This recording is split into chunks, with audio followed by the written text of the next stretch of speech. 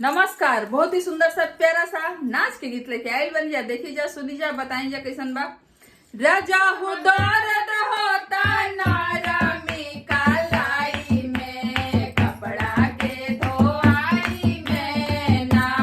राजा हो दर्द होता नारामी कालाई में, कपड़ा के धोआई में ना। तू तो सास जी के बेटा, तू तो ननदों के भैया, तू तो सास जी के बेटा, तू तो ननदों के भैया। तोहरा आग लागो दुबई के कमाई में, दर्द होता कलाई में ना। तोहरा आग लागो दुबई के कमाई में, दर्द होता कलाई में ना। राजा हो दर्द होता नारामी कलाई में, कपड़ा के धोआई में ना। राजा हो दर्द होता नारामी कलाई में, कपड़ा के धोआई में ना।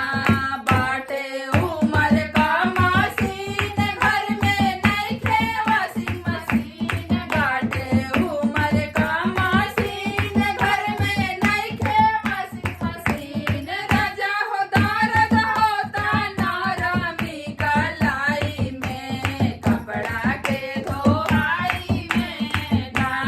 राजा हो दर्द होता नारामी कलाई में, कपड़ा के धोआई में ना।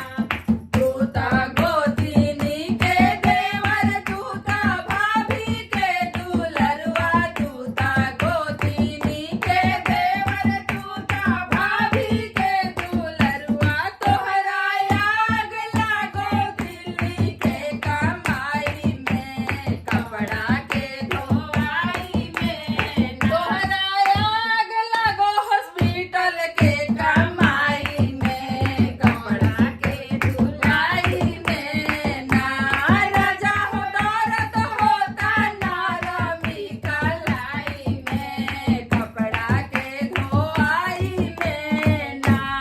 राजा हो दर्द होता नारामी कलाई में, कपड़ा के धोआई में ना। धन्यवाद। गाना अच्छा लगी तो वीडियो के शेयर करी जा। और डॉक्टर साहब इंदिरा के वॉशिंग मशीन खरीद ले बने झूठ मूठ के बोला थड़ी उनका के कंप्लेन कईल भी जरूरी रहेला कभी कभी। हमनी के गाना अच्छा लगे तब वीडियो को शेयर करी जा, लाइक करी जा, चैनल पर नए बनी जा तो सब्सक्राइब जरूर करी जा। धन्यवाद।